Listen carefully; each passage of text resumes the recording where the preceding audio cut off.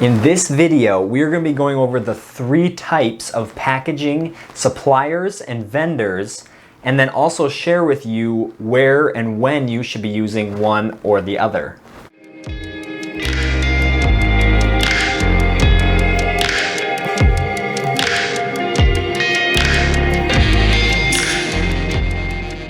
If this is your first time watching this channel, welcome. My name is Ben and you're watching Inside Look at Packaging. On this channel we bring you tips, tricks, and industry secrets around packaging, as well as help educate you to feel more comfortable and confident in your packaging decisions. Now let's get into the content of this video. Now, you were in the development phase of a new package and you figured out what material you want to use, what type of package you want to present your product. And you do a quick Google search and you found 3 or 4 different suppliers or vendors that offer the product that you're looking for. Now, before you go on to get quotes or the price that it's going to cost to get those items, you should probably know some basic things about suppliers and vendors. Now, there are 3 types of supplier vendors when it comes to packaging. Number 1 is a broker. Number 2 is the manufacturer themselves. And then number 3 is a distributor.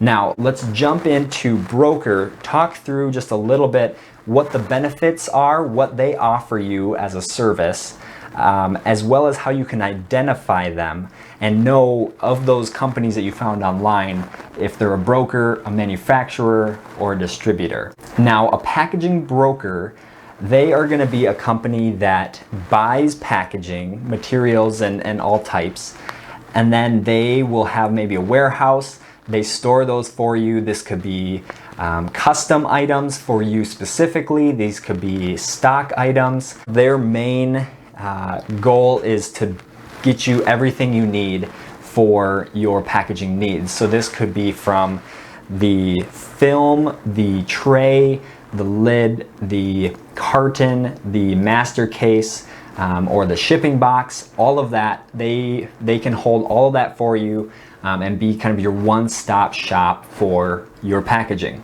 So that's going to be our broker. And how you can identify a broker when you're looking online is by what they offer, maybe on their website. So as I just had mentioned, they kind of are your one-stop shop. And so if a company is advertising that they carry maybe roll film or flow wrap film that we talked about in other videos, or maybe they carry labels like we've talked about before, or the master case or shipping box. If they kind of cover all of those multiple different types of materials, most likely they're going to be a broker because they're not the manufacturer and they're buying all these things and holding them for you, the customer. Second type of supplier vendor when it comes to packaging is going to be the manufacturer. So the manufacturer themselves, they will most likely have an in-house sales team that will reach back out to you with maybe the quote, other information, some specs on the material, things like that. And so they're going to be in-house, probably just salary, may have some commission off of the sale to you, but they're going to be kind of mostly all in-house, and communication will be mostly all in-house. And so a manufacturer, this is going to offer you products that are custom made.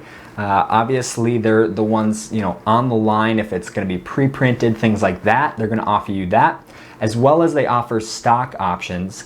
And so say you have a plastic tray and lid for like a meal. In that situation, it might not be a custom tray and lid. It might just be a stock one that they offer, stock dimensions and things like that. But you would be buying it from the manufacturer.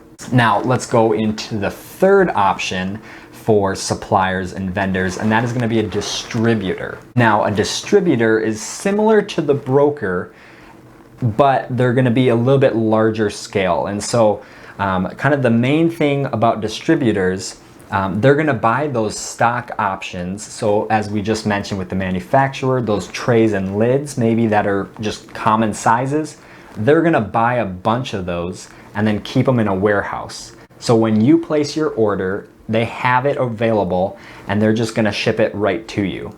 So now that you know the basics of the three types of packaging supplier or vendor, the truth is all three can get you what you're looking for. And so that's kind of the tricky part about looking online is it might be a broker, it might be the manufacturer.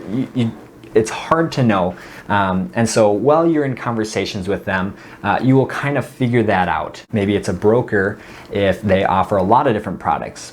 Maybe if it's kind of be more in-house sales and they maybe offer more just trays, not trays and film or trays and labels, but just trays and lids, kind of one operation. That most likely will be a manufacturer. And then the distributor is going to be, they may even tell you that they sell a certain product, but that's not going to be the same name as the distributor themselves. So it's kind of hard to differentiate, but sticking to those criteria, most likely you'll figure out who is who. Let's jump into kind of a pro and con for each one, kind of telling you the special scenario that would be best for each one of those different types. So our first one, the broker, the kind of where maybe you see the cost come from a broker is going to be in the handling fees, the warehousing fees, kind of convenience fees. All of those are going to be added on top of what the material cost. So the benefit of a broker is that they can hold inventory for you. Again, they're one-stop shop, so they have it all in-house ready to ship to you. They can ship from one shipper box, one case, to maybe a couple pallets. So really kind of what you need. They're just kind of convenient, ready to go. You don't need to worry about warehousing and all that kind of stuff. Brokers can help you out there. And so, but again, you have those additional fees for that service. And so you just need to keep that in mind. Some applications and some companies, I know for me and my experience with the company I work for, we do have to use brokers for certain items. Maybe if we're not going to be using it that often, or maybe we produce once a month with this, we don't need to have it in our warehouse, and so having it somewhere else is actually better for our company. So something to keep in mind there. So let's move on to manufacturer and maybe where they would be a better application. Oh, if you're working with the manufacturer, most of the time they're going to be your best option if you're ordering large orders. So we're talking about full truckloads, LTL, around 30 pallets of whatever you're looking for. So 30 pallets is quite a lot in packaging. Picture if it's again, our tray and lid option or idea, this is going to be maybe 300,000 of those. And so if it's a larger scale production, full truckload is totally fine. You can totally handle it. You'll go through it in, say, a month or less.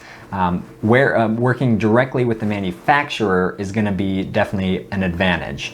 And also, we're going to see that advantage in the pricing. Because you're working directly with the manufacturer, you're cutting out the middleman. And so you're not going to get those additional handling and warehouse fees and all of that. Obviously, everything's going to have transportation cost, but that is just due to the business and to the game. But on the material itself, the packaging component, you're not going to have those additional charges, but you have to order large quantities. So that was the manufacturer. Let's go to our third type, and that is going to be our distributor. Now, our distributor is also going to have some of those extra fees on top of the material cost that we will see when they quote it to us. Again, that's going to be handling, warehousing, and things like that. But if you're working with a distributor, they most likely will have the item in-house, in their warehouse. And so really what you're needing to think about in kind of leading up to when you need it is just transit time. And so depending on where it is in the country, all that, you can get into all that. But again, they're going to be really quick with turning around the order and shipping it on a truck. Now, we talked about the three types of packaging suppliers and vendors, kind of shared with you maybe how you can identify if you're working with or hoping to work with a broker, manufacturer, or distributor with your packaging materials.